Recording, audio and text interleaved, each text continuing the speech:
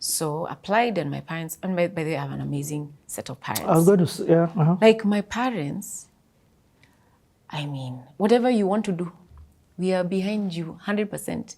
You want to be a teacher? You want to be a farmer? You want to go and, no problem. Just, you know, like they supported us. So they weren't pushing you in a certain direction? No, never have.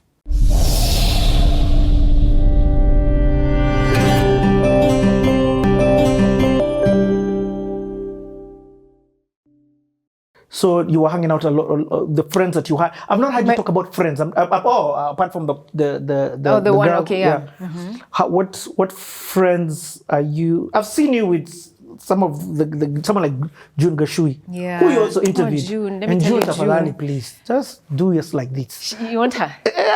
We're not want her. We are talking. You're talking. Yes, she will come. That's why I'm doing this on the camera. Come. June is one of my best friends. Let me just tell you. You met her now in this religious space. So yes, I first met her in Ridgeways, but got to know her in school in IB. In IB. And okay. June rescued me. I can't even explain it. So because of high school, I told you, I kind of just withdrew from. So I didn't have many friends. I just had like a handful of friends. I cocooned completely. I think it was also my adolescence journey that made me just want and enjoy my alone time. Okay. Complete introvert. And so when I went to St. Mary's, June was for life of the party. She knew everybody. I was like, who is this child? And how does she know everyone? And I don't know for what reason, but God put me in June's heart, and she just held my hand like this. And through the 2 years, literally held my hand. And I remember when I did my first musical at St. Mary's, it was Sound of Music. I don't know how I got myself into the audition, but I don't know if you remember Sound of Music, there's this lady called Elsa. Yes. The captain's. Yeah. Anyway, so Elsa was who I acted as. And I was like, how am I going to do this thing? That's a big role. June would sit with me, help me with my lines. No, say it this way. Stand this way. No, do this, do the. Like she coached me through my role. She's a fantastic, talented artist in so many ways. Anyway, so June walked with me, not just through, theater, but also through friendships. Her friends became my friends. So I became I became seen. Before I was just this girl who was in the background, but because I was June's friend, somehow people started to see me. So I thank June. So she's been amazing in my life. Yeah. Okay. As I was growing up. I felt like that was a second for you just to honor June. Yeah, it was. Imagine. You've spoken from the Roho. I've spoken from the Roho. She's my special friend. Okay, it sounds like I was trying to delay the inevitable. I was trying to delay the conversation about entering IB to see if there's anything else I could extract from this State House Girls period. But it sounds like State House Girls, puberty, introverts, cocoons. It's after your 4 years, you were out and happy to be out. I was happy to be out. Yes. So why IB? I've sat down with a couple of people here who've been to St. Mary's, and strangely, they're Adele, Madhoni drama queen, a lot of women, and they talk about how that period was transformative for them. Completely, yeah. Yeah. Adele, strangely, even from a negative perspective, but I want to hear it from you. Why did you go to IB? I think I didn't feel ready to go to university.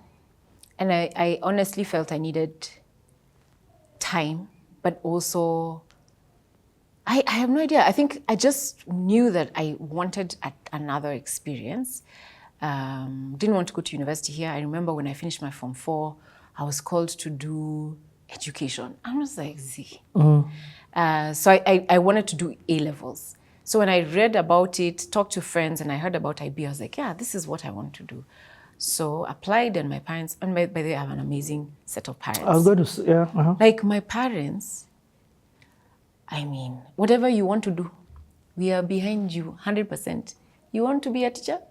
You want to be a farmer? You want to go and, no problem. Just, they supported us. So they weren't pushing you in a certain direction? No, never have.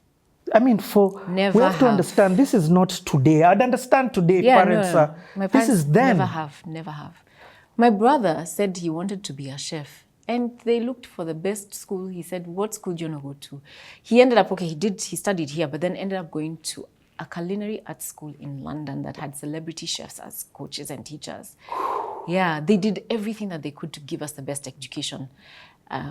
Even if they couldn't afford it, they found a way to afford it. Like, it was amazing.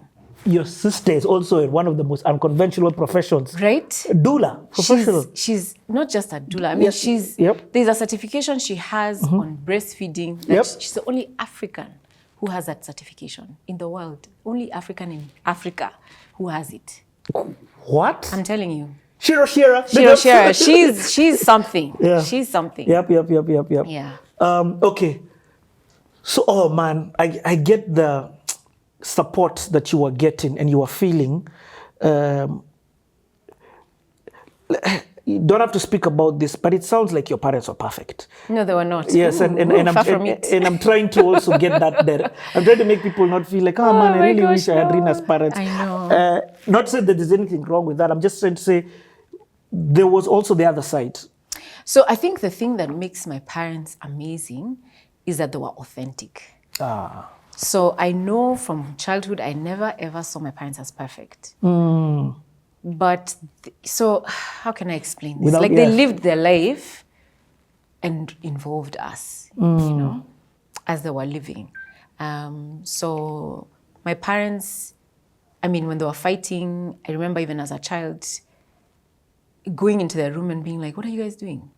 Can you stop this? What is it? What is she saying? What is he saying? Like at 11 years, for example, as young as that, I remember, maybe not 11, maybe 13, I remember interrupting fights, knowing that things are thick, sitting down and being told, okay, we might lose our home. Whoa. And we're going to have to make adjustments.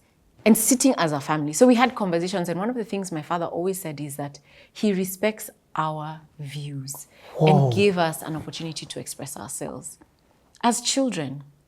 So those are some of the things that I think my parents have done really well at in parenting us.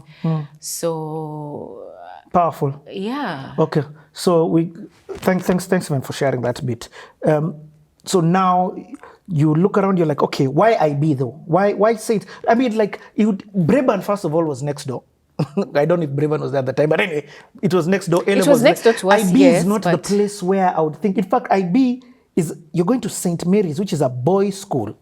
Yes, there's the IB element, which opens up for women, but girls, women, why? So first of all, Bremen was out of our price range. Okay. Like, it's, those things you don't even think about. It's not even part of our, realm of discussion. Okay. So at that time, so I'm not sure whether it was the friends that I had. I know I didn't discuss this with any of my close friends in high school because none of them went with me to IB. But I saw it as it's just a God thing, imagine. Okay. Where it comes up, somebody mentions it, I like it, it sounds good. I look at who came from St. Mary's and I'm just like, I think I like this. And the program was fantastic. Okay. And it's an internationally recognized program. And I was like, yeah, I think this is what I want to do. Talk to my parents about it. We looked at it together, they liked it, and so I signed up. Okay. And so the three of us actually went through IB, all three siblings. So let's then transition into IB. But before that, let's take a quick break. We're coming back and we're going to continue this story from IB. Woohoo! I'm giving so many details.